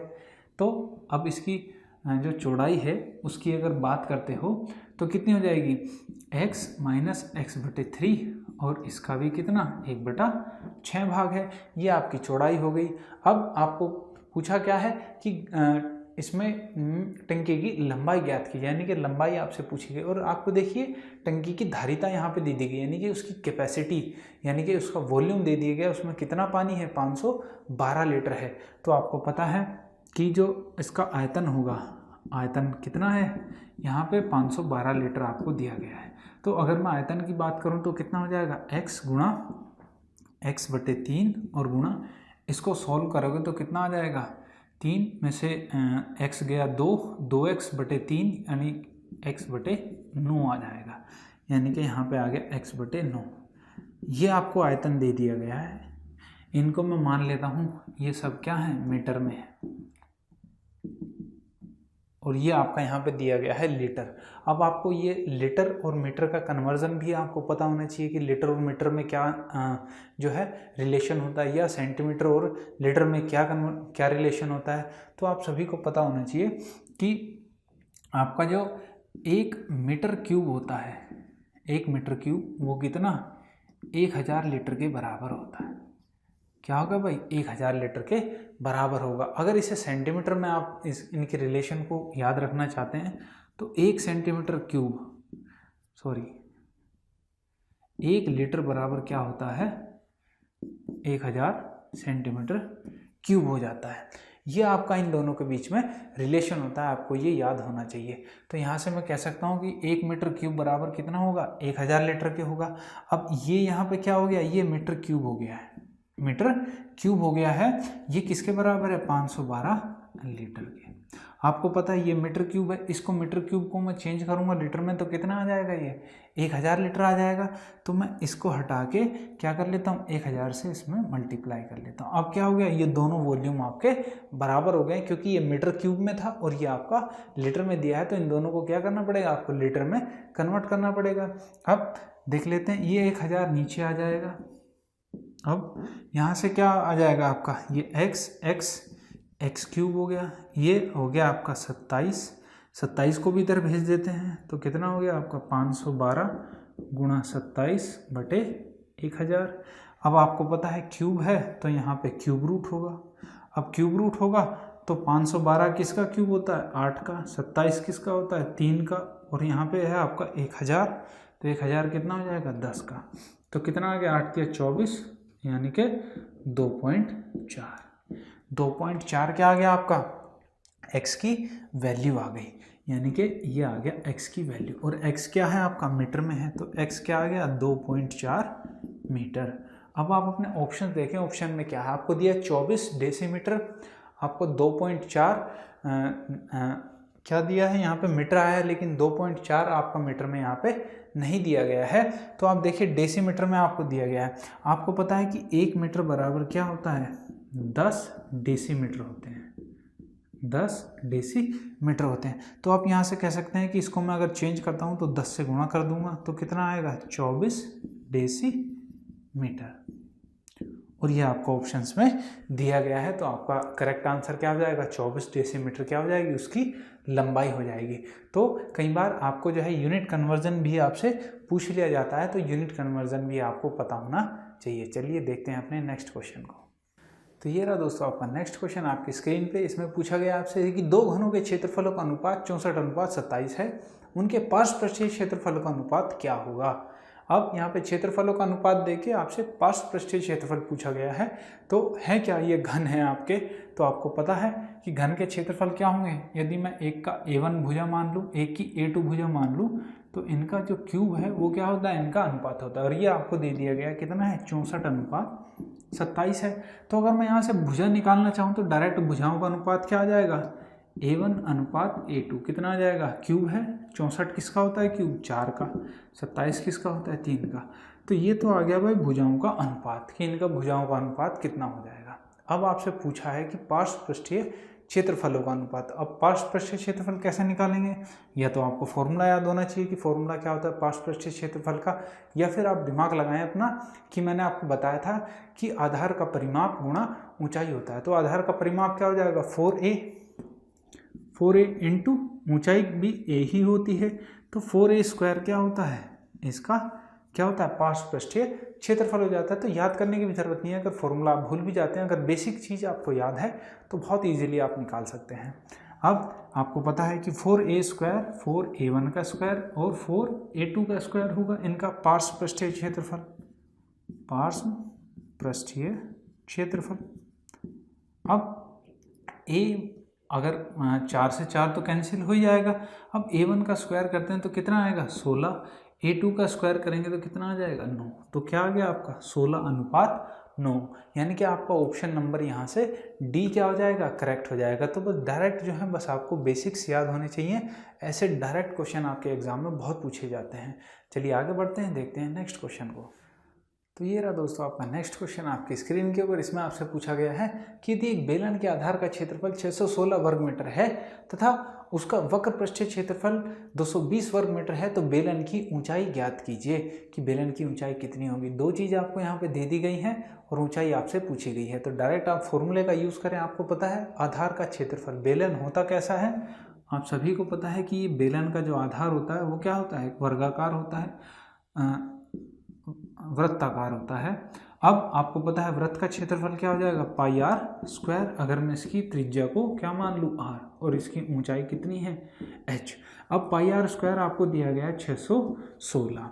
अब पाई की वैल्यू कितनी है भाई, 22/7 गुणा आर स्क्वायर बराबर 616।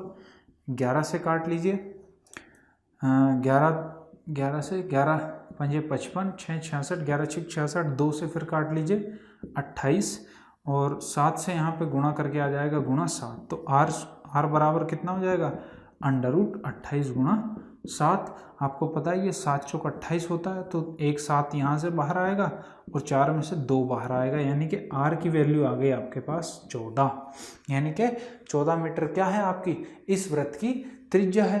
अब इस वृत्त की त्रिज्या आपको पता चल गई। अब आपको साथ ही दिया गया है कि उसका वक्र पृष्ठीय क्षेत्रफल 220 मीटर है। आपको पता है वक्र पृष्ठीय क्षेत्रफल क्या होगा, वक्र पृष्ठीय क्षेत्रफल मैंने आपको बताया था कि जिसका भी आधार और ऊपरी सतह जो समान होती है उसके लिए क्या हो जाएगा, वक्र पृष्ठीय क्षेत्रफल आधार का परिमाप गुणा ऊंचाई।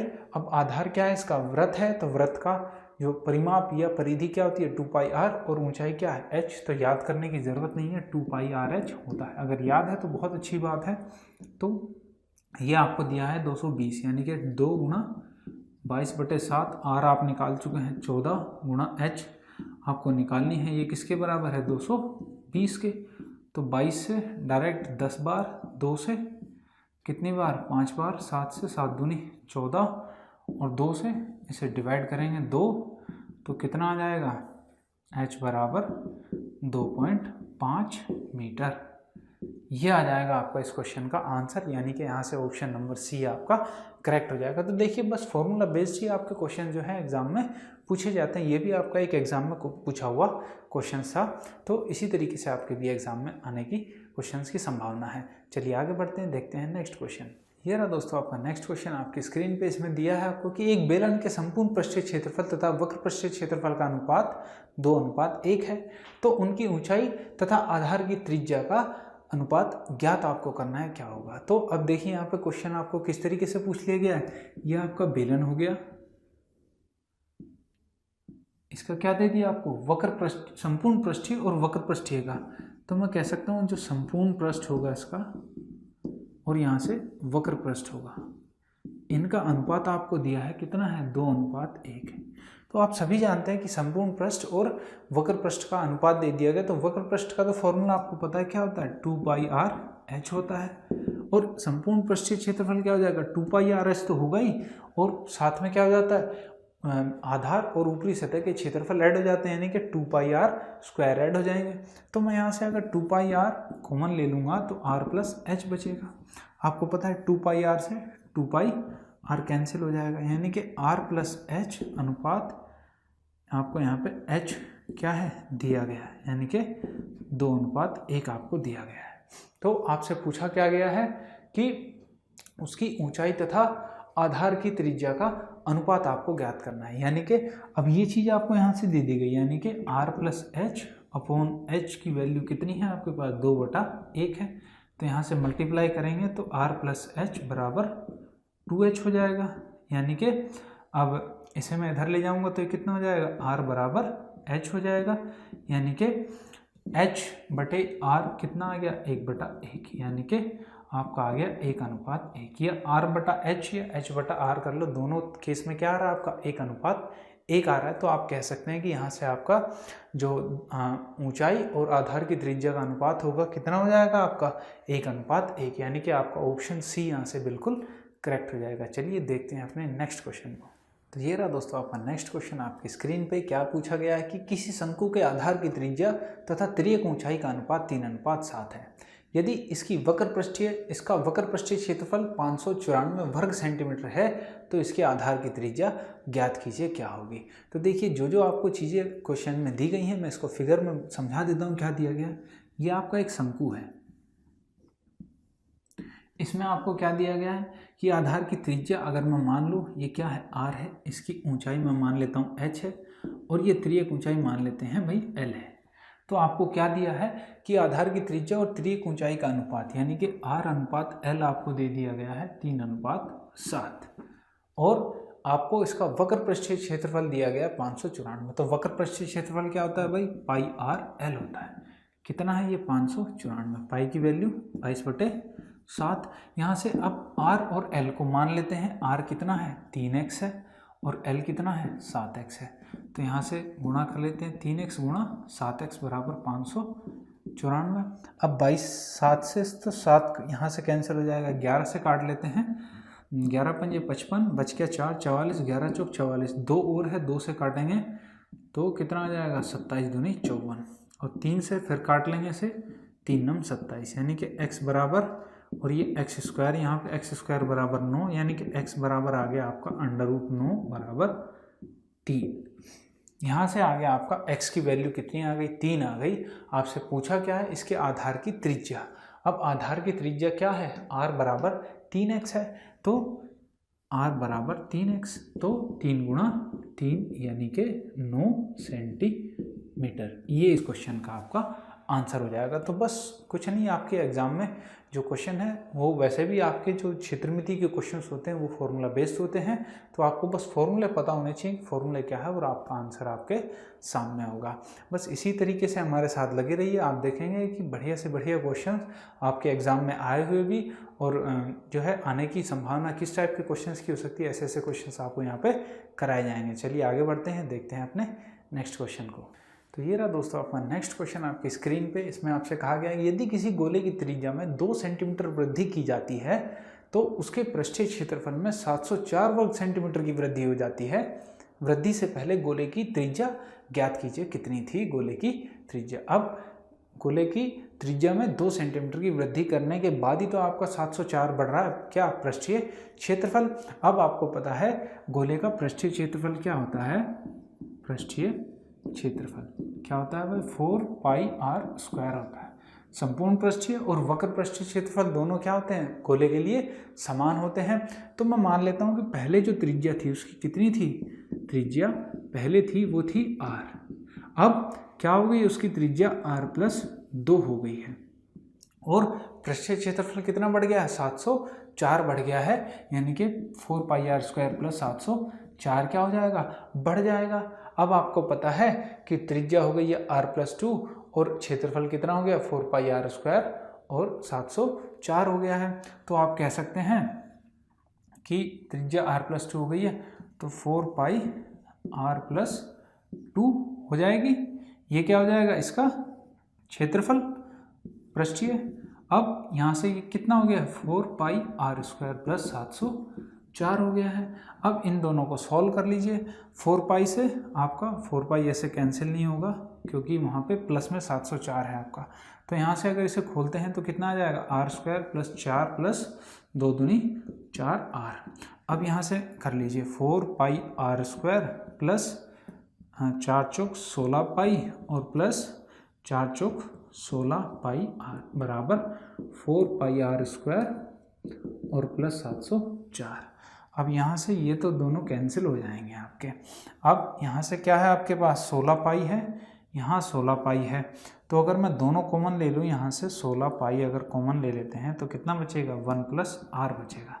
यहाँ पे है आपका 704, तो पाई की वैल्यू अगर मैं यहाँ पे लिख दूँ कितनी आ जाएगी, 22/7 आ जाएगी। तो 16 से इसे काट लेते हैं, 16 चौक 64 बच गया 6, ये हो गया आपका 16 चौक 64, 16 चौक 64 44, 22 से आप काटेंगे 22 दूनी 44, तो 7 इधर जाएगा, कितना हो जाएगा, 1 + r की वैल्यू हो गई आपकी 14। अगर 1 + r की वैल्यू 14 है तो r की वैल्यू कितनी आ गई आपकी, 13 आ जाएगी। जब r की वैल्यू आपके पास 13 आ गई है तो आपसे पूछा गया है कि वृद्धि से पहले गोले की त्रिज्या ज्ञात कीजिए, और वृद्धि से पहले गोले की त्रिज्या थी कितनी, r ही तो थी। तो आप कह सकते हैं कि पहले त्रिज्या कितनी थी, 13 सेंटीमीटर, और यही इस क्वेश्चन का क्या था, आपका आंसर था। तो ऐसे फॉर्मूला बेस्ड आपके क्वेश्चन पूछे गए हैं। चलिए आगे बढ़ते हैं, देखते हैं अपने नेक्स्ट क्वेश्चन को। तो ये रहा दोस्तों आपका नेक्स्ट क्वेश्चन आपकी स्क्रीन के ऊपर। इसमें कहा है आपसे कि धातु के 3 ठोस गोलों जिनकी त्रिज्या क्रम से 3 सेंटीमीटर, 4 सेंटीमीटर और 5 सेंटीमीटर है को पिघलाकर एक नया ठोस गोला बनाया जाता है। नए गोले का व्यास ज्ञात कीजिए कि नए गोले का व्यास कितना होगा। अब देखिए सिंपल सा क्वेश्चन है बेसिकली, क्योंकि आपसे 3 ठोस गोलों को पिघलाकर अगर आप किसी चीज़ को बनाते हैं या किसी भी चीज़ को पिघलाकर एक दूसरी चीज़ अगर आप बनाते हैं तो क्या होता है कि उनका आयतन जो है वो समान रहता है। अब आपको पता है 3 ठोस धातु के गोले हैं, इनकी त्रिज्या आपको दी गई, यानी कि r1 दे दी है 3, r2 दे दी है आपको 4 और r3 दे दी है आपको 5 सेंटीमीटर। अब मैंने मान ली जो इनको पिघलाकर एक नया ठोस बड़ा गोला बनाया गया है उसकी त्रिज्या मैंने मान ली क्या है, r है। त्रिज्या हमने मान ली कितनी है, r है। अब आपको पता है कि जब पिघलाओगे तो इन तीनों का जो आयतन होगा वो जुड़ जाएगा। तो आपको पता है गोले का आयतन कितना होता है, 4/3 पाई r1² प्लस 4r1³ और 4/3 पाई r2³ प्लस 4/3 पाई r3³। ये किसके बराबर हो जाएगा, बड़े वाले गोले के, यानी कि 4/3 पाई r³ के बराबर हो जाएगा। अब आप देखेंगे 4/3 पाई 4/3 पाई सभी में है, तो मैं क्या कह सकता हूँ, यहाँ से अगर मैं कॉमन लूँगा तो ये क्या होगा, ये सब में से बाहर आ जाएगा। अब यहाँ से 4/3 पाई से 4/3 पाई कट जाएगा। अब r1³ r2³ और r3³ बराबर क्या हो जाएगा, r³ के बराबर हो जाएगा। यहाँ से आप वैल्यू रखेंगे, r1 की कितनी है 3, 3 का क्यूब करेंगे प्लस 4 का क्यूब प्लस 5 का क्यूब बराबर r का क्यूब। अब 3 का क्यूब 27, 4 का 64, 5 का 125 बराबर हो गया r³ के। अगर जोड़ेंगे आप इनको कितना आ जाएगा, 5 4 9 7 16, 6 4 10 और 1 11 और 1 और 1 2, 216 बराबर r³। यानी कि r की वैल्यू आ गई √216 यानी कि 6 सेंटीमीटर क्या आ गई आपकी त्रिज्या आ गई। अब ये तो आ गई त्रिज्या, और आपसे पूछा गया है कि गोले का व्यास आपको बताना है क्या होगा, तो व्यास क्या हो जाएगा, डबल हो जाएगा। तो आप यहाँ से कह सकते हैं कि व्यास कितना हो जाएगा, 6 × 2 यानी कि 12 सेंटीमीटर। तो ये आपका इस क्वेश्चन का आंसर हो जाएगा। तो डायरेक्ट आपको बस पता होना चाहिए, जब भी आप पिघलाकर किसी चीज़ को दूसरी चीज़ में बनाते हैं तो उनका आयतन क्या होता है, आयतन समान रहता है। चलिए देखते हैं नेक्स्ट क्वेश्चन। तो ये रहा दोस्तों आपका नेक्स्ट क्वेश्चन। आपकी स्क्रीन के ऊपर पूछा गया आपसे कि 16 सेंटीमीटर व्यास वाले एक ठोस धातु के गोले को पिघलाकर 64 बराबर ठोस गोले बनाए जाते हैं, यानी कि 64 जो हैं छोटे छोटे गोले आपने पिघलाकर उससे बना लिए। तो छोटे गोले तथा बड़े गोले के पृष्ठीय क्षेत्रफल का अनुपात क्या होगा, ये आपसे पूछा गया। यानी कि बड़ा वाला जो गोला आपने बड़े वाले गोले से बनाकर जो आपने छोटे गोले बनाए हैं, उनके दोनों के पृष्ठीय क्षेत्रफल का आपसे अनुपात पूछा है क्या होगा। अब देखिए, बड़ा जो गोला है उसकी जो त्रिज्या है वो है आर कितनी हो जाएगी, 16 सेंटीमीटर व्यास है तो आधी हो जाएगी, यानी कि 8 सेंटीमीटर। अब आपने क्या किया, इसको पिघलाकर 64 बराबर बना दिया। अब पिघलाओगे तो वो जो उसका आयतन है वो आप 64 बराबर भागों में से डिवाइड करोगे तो इसका आयतन कितना हो जाएगा। आयतन आपको पता है, गोले का आयतन कितना होता है, 4/3 πr³। तो आपने कहा कितना हो जाएगा, 4/3 पाई की वैल्यू 22/7, या अभी पाई लिख लेते हैं, और 8 का क्यूब हो जाएगा।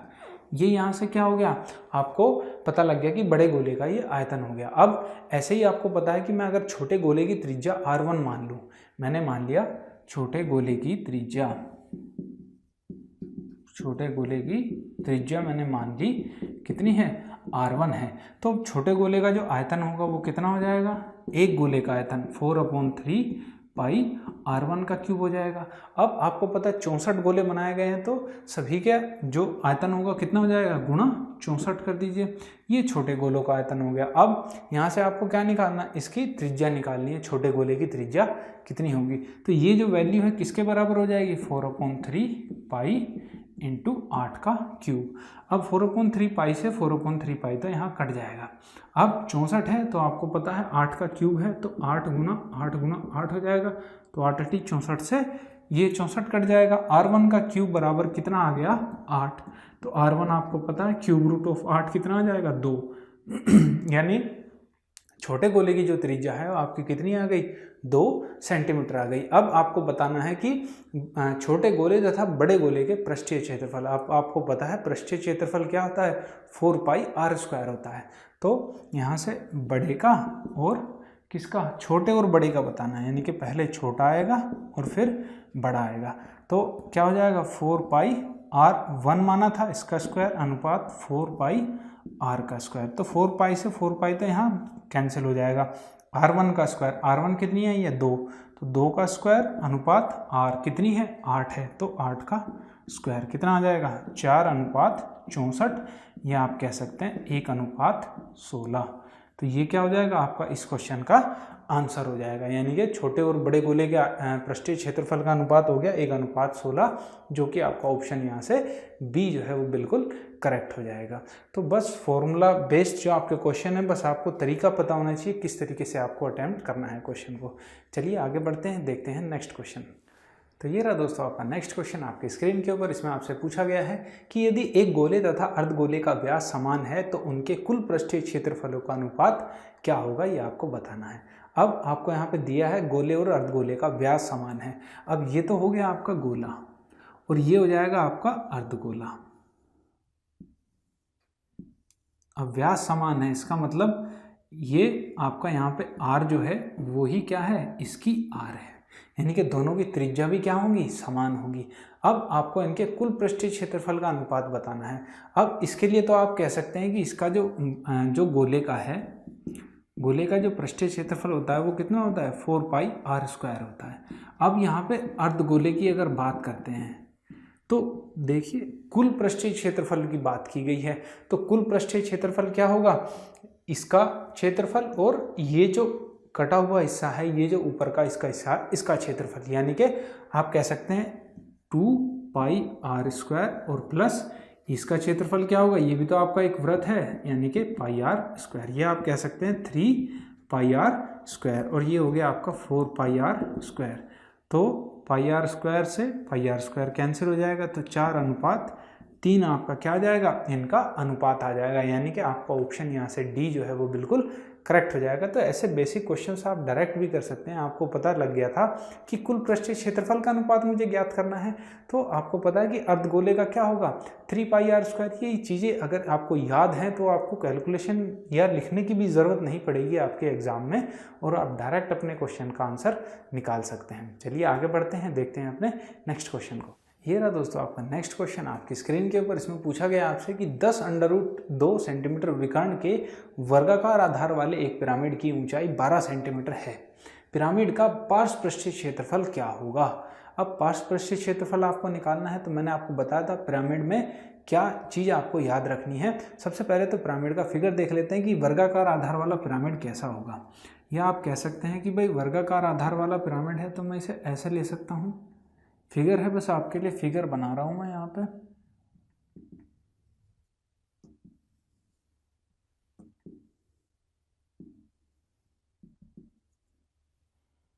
ये इसकी ऊंचाई हो जाएगी भाई h, ये इसकी भुजा हो जाएगी, और इसका विकर्ण आपको दिया है, यानी कि ये चीज़ आपको यहाँ पे दी गई है, कितनी है 10√2 आपको दी गई है, और इसकी आपको जो है पिरामिड की ऊंचाई h भी दी है, कितनी है 12 सेंटीमीटर है। अब आपको इसका सिर्फ पिरामिड का पार्श्व पृष्ठीय क्षेत्रफल बताना है क्या होगा। अब देखिए, अगर ये 10√2 इसका विकर्ण है और ये आधार क्या है, एक वर्ग है, तो आप कह सकते हैं कि भाई ये भुजा क्या होगी, चारों की चारों ए और ये भी ए होगी। आपको पता है इसका विकर्ण आप डायरेक्ट याद रखते हैं, विकर्ण क्या होता है वर्ग का √2a, ये विकर्ण होता है। और इसकी वैल्यू आपको क्वेश्चन में दी गई 10√2, तो आप यहाँ से कह सकते हैं कि a की वैल्यू कितनी है मेरे पास 10 है। अगर a की वैल्यू मेरे पास 10 है और ये ऊंचाई मुझे यहाँ से पता है कि 12 है, तो अब आपको क्या निकालना है, अब आपको निकालना है यहाँ से कि इसका पार्श्व पृष्ठीय क्षेत्रफल क्या होगा। अब पार्श्व पृष्ठीय क्षेत्रफल कितने पृष्ठ होंगे आपको पता है, एक ये वाला त्रिभुज हो जाएगा, एक ये त्रिभुज, यानी कि टोटल यहाँ पे 4 त्रिभुज हो जाएंगे, जैसा कि मैंने आपको पूरा जब मैंने डिटेल बताई थी जब कराया था आपके। तो अब 4 त्रिभुज हो गए आपके। अब आपको त्रिभुज के लिए क्या चाहिएगा, आधार, और इसकी ऊंचाई चाहिएगी, कितनी ऊंचाई इसकी है। अब आधार तो आपके पास आ गया, आधार कितना है 10 है। अब आपको इसकी ऊंचाई चाहिएगी, और ऊंचाई क्या रहेगी इसके लिए, ये आपकी तिर्यक ऊंचाई, तिर्यक ऊंचाई। अब इस तिर्यक ऊंचाई को आप कैसे निकालेंगे ये आप देखिए। अब आपको पता है कि यहाँ से अगर मैं इसकी बात करूँ, ये हाइट हो गई इसकी, और ये यहाँ से अगर आप इसे मिलाएंगे तो ये क्या बनेगा, एक समकोण त्रिभुज यहाँ पे आपका बन जाएगा। अब समकोण त्रिभुज बन गया, ये 12 है, और ये क्या हो जाएगी, इसकी आधी हो जाएगी भुजा की, यानी कि 5। आपको पता लग गया कि h तो है आपकी 12, और ये वाली जो भुजा है ये कितनी है आपकी 5। तो आपको ये क्या निकालना है, इसका विकर्ण निकालना है। विकर्ण कितना होगा, यानी कि विकर्ण क्या कह सकते हैं हम, इसकी तिरछी ऊंचाई, ये निकालनी है कितनी होगी। अब ये आप कैसे निकालेंगे, आपको पता है कि यहाँ से आप L निकालेंगे तो कितना हो जाएगा, √h² प्लस ये आपका भुजा 5 इसका स्क्वायर, यानी कि 12 का स्क्वायर प्लस 5 का स्क्वायर, यानी कि L की वैल्यू कितनी आ जाएगी यहाँ से 12 12 144 और 25, यानी कि 169 अंडर रूट यानी कि 13। यानी कि L की लंबाई मुझे पता चल गई, जो तिर्यक ऊंचाई है इसकी लंबाई L है, कितनी आ गई 13 सेंटीमीटर आ गई। अब आपको चीज़ यहाँ से बहुत आसानी से क्लियर हो गई कि पार्श्व पृष्ठीय क्षेत्रफल क्या हो जाएगा। अगर मैं एक त्रिभुज का क्षेत्रफल लूँ, एक त्रिभुज का क्षेत्रफल लूँ, तो एक त्रिभुज का क्षेत्रफल क्या हो जाएगा, 1/2 आधार गुणा ऊंचाई। अब 1/2 आधार क्या है, मैंने बताया कि आधार a है, यानी कि जो वर्ग की भुजा है a, भुजा कितनी है आपकी 10 है, गुणा ऊंचाई अभी निकाली है कितनी है 13 है। तो यहाँ से करेंगे 5 13 पंजे 65, यानी कि 65 क्या आ गया आपका, ये आ गया आपका एक जो सतह है आपकी पार्श्व पृष्ठीय की, एक सतह का क्षेत्रफल आ गया 4। ऐसी आपकी कितनी सतह बनेगी इस पिरामिड में, 4 बनेगी, एक ये बनेगी, एक इधर वाली, एक इधर वाली और एक पीछे वाली 4। तो टोटल निकालने के लिए क्या कर दो, बस 4 से मल्टीप्लाई कर दो, कितना हो जाएगा 6 चौक 24 220 और 5 चौक 20, यानी कि 240 आपका वर्ग सेंटीमीटर मीटर। ये क्या हो जाएगा आपका पार्श्व पृष्ठीय क्षेत्रफल हो जाएगा।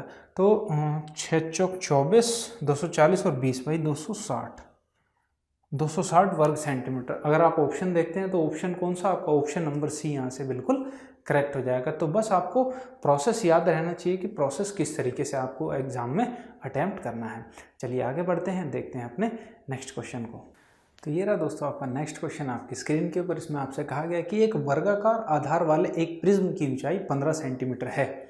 यदि इस प्रिज्म का कुल पृष्ठीय क्षेत्रफल 608 वर्ग सेंटीमीटर है तो उसका आयतन ज्ञात कीजिए, उसका आयतन कितना होगा। देखिए प्रिज्म का मैं आपको बता चुका हूँ कि ऐसी फिगर जिसका नीचे का यानी कि आधार की सतह और ऊपर की सतह सेम होगी वो सभी क्या कहलाएंगे, लगभग आपके प्रिज्म ही हो जाते हैं। जैसे आपका घन हो गया वो भी क्या है, एक तरीके से आपका प्रिज्म ही है। तो अब जो ये प्रिज्म आपको दिया गया है ये क्या है, एक वर्गाकार आधार का है, यानी कि इसका आधार जो है एक वर्ग है। तो मैं अगर फिगर बनाऊँ, एक फिगर बना लेते हैं।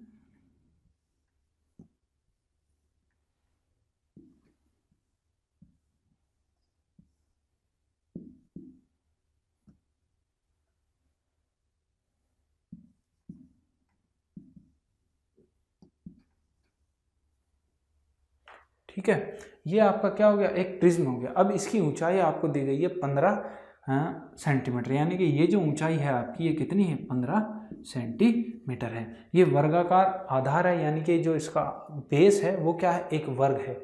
और वर्ग का क्षेत्रफल आपको पता है, अगर भुजा ए है तो कितना हो जाएगा, ए स्क्वायर हो जाएगा। अब आपको इसका कुल पृष्ठीय क्षेत्रफल दिया गया है। कुल पृष्ठीय क्षेत्रफल क्या होगा कि ये सतह तो होंगी, एक, ये 2, ये 3 और एक ये नीचे वाली 4, ये 4 सतह तो होंगी, साथ में ये 2 भी सतह होंगी, इनका भी क्षेत्रफल आप इंक्लूड करेंगे। अगर इनकी मैं इसकी भुजा ए मान लूँ, इसकी वर्ग की भुजा क्या मान ली मैंने, ए मान ली, तो ये भी ए, ये भी ए और ये भी ए। अब इन अगर 4 सतह की हम बात करें, इनका क्षेत्रफल कितना होगा, तो आपको पता है ये क्या है, 15 सेंटीमीटर इसकी ऊंचाई है। तो इस वाली अगर इस सतह के लिए मैं बात करता हूँ तो 15 सेंटीमीटर तो इसका आधार हो गया, और ये ए क्या हो गया, इसकी चौड़ाई हो गई, या ये लंबाई कह लीजिए, चौड़ाई कह लीजिए। तो इसका क्षेत्रफल कितना हो जाएगा, 15 गुणा ए, एक सतह का क्षेत्रफल। अब आपको पता है कि टोटल सतह कितनी है, यहाँ पे 4 सतह होंगी, तो 4 के लिए मैं 4 से गुणा कर लेता हूँ, तो कितना हो जाएगा 60 इंटू ए। ये तो हो गया सिर्फ आपका इन 4 सतह का क्षेत्रफल। अब आपको पता है कि ये नीचे इसका क्षेत्रफल भी ऐड होगा और इसका क्षेत्रफल भी ऐड होगा, इसका है ए स्क्वायर, उसका भी ए स्क्वायर, तो टोटल कितना हो जाएगा आपका 2a स्क्वायर हो जाएगा। तो इसमें 2a स्क्वायर और ऐड कर दीजिए।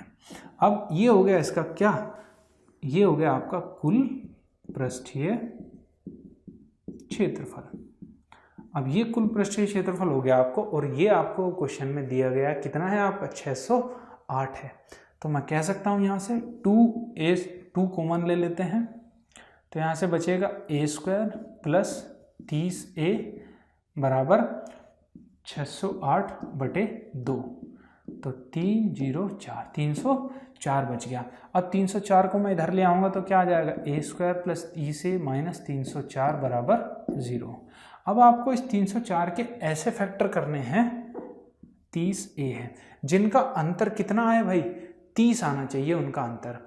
अब यहाँ से अगर मैं इसे फैक्टर करके निकालता हूँ 304 के, तो 4 से कट रहा है ये, इसे 4 से काटते हैं, 4 सते 28, बच गया 2, 24, 4 6 24, यानी कि 4 गुणा 76। अब इसे और काट लेते हैं, और ये हो गया आपका 14, 4 एकम 4, 4 19, चौक 76 और गुणा 4। अब यहाँ से आप क्या कर सकते हैं इसमें कि आपको जो डिफरेंस है अंतर वो कितना आया आपका, 30 आए। तो आप इसे कैसे ले सकते हैं, अगर मैं इसमें से 2 ले लूँ तो 19 दूनी हो जाएगा आपका 38, और यहाँ बचेगा 2, 4 दूनी 8, यानी देखिए 30 आ गया आपका, यहाँ पे अंतर 30 आ गया। अब आप कह सकते हैं कि ये आपकी इक्वेशन कैसे सोल्व होगी, plus 38a minus 8a minus 304 बराबर 0। अब यहाँ से आप क्या करेंगे, a कॉमन लेंगे तो a प्लस 38, और यहाँ से माइनस 8a कॉमन लेंगे तो माइनस 8 कॉमन लेंगे तो a प्लस 38 बराबर 0 हो जाएगा। तो यहाँ से 2 बन गए आपके a + 38 और a - 8 बराबर 0। तो यहाँ से आप कह सकते हैं a बराबर या तो 8 होगा या -38 होगा। तो माइनस में वैल्यू हो नहीं सकती, तो a जो भुजा है कितनी आ गई आपकी 8, यानी कि भुजा जो वर्ग की आ गई है वो कितनी आ गई है आपकी 8 सेंटीमीटर। अब आपको निकालना क्या था, तो इसका आयतन ज्ञात कीजिए, आयतन कितना होगा। तो आपको पता है इसका आयतन क्या हो जाएगा, मैंने आपको बताया था आधार का क्षेत्रफल गुणा ऊंचाई क्या होता है, किसी भी प्रिज्म का आपका आयतन होता है। तो अगर आयतन की अगर आप बात करते हैं तो आयतन कितना हो जाएगा, आधार का क्षेत्रफल कितना हो जाएगा 8 है, तो 8 × 8 64 गुणा ऊंचाई कितनी है 15, तो 15 × 4 = 60 और 15 × 6 = 90 96 960 घन सेंटीमीटर। ये आपका इस क्वेश्चन का आंसर हो जाएगा, यानी कि आपका ऑप्शन ए बिल्कुल यहाँ से करेक्ट हो जाएगा। तो दोस्तों इस तरीके से आपके जो है बेसिक कंसेप्ट पे जो है अगर आपको याद रहते हैं तो बहुत इजीली आप क्वेश्चंस को एग्जाम में सॉल्व कर लेंगे। और अगर थोड़ी कैलकुलेशन और करते हैं, आप इन पे प्रैक्टिस करते हैं, तो बहुत जल्दी आप चीज़ों को एग्जाम में निकाल पाएंगे। तो दोस्तों आज के सेशन को 3D को यहीं पे एंड करते हैं और दोस्तों मिलते हैं अब अपने नेक्स्ट सेशन में, जिसमें हम आपके लिए लेके आएंगे स्पेशल क्वेश्चन सेशन, जिसमें आप देखेंगे कि प्रीवियस ईयर में किस टाइप के आपके क्वेश्चन एग्जाम में आए हुए हैं और साथ ही ऐसे क्वेश्चंस को भी देखेंगे जो आपके एग्जाम में आने की पूरी संभावना है। दोस्तों उम्मीद करता हूँ जितना ये आज का सेशन आपको कराया गया बहुत अच्छे से समझ में आया होगा। और अगर ये वीडियो आपको पसंद आई है तो दोस्तों वीडियो को लाइक करें और ज़्यादा से ज़्यादा शेयर करें। दोस्तों अगर आपने अब तक हमारे चैनल पेंडुलम वीडियो को सब्सक्राइब नहीं किया है तो इसे सब्सक्राइब करें और साथ ही बेल आइकन को दबाएं, जिससे आपको आगे आने वाली नोटिफिकेशन मिलती रहे। तो चलिए दोस्तों मिलते हैं अपनी नेक्स्ट वीडियो में। Thank you.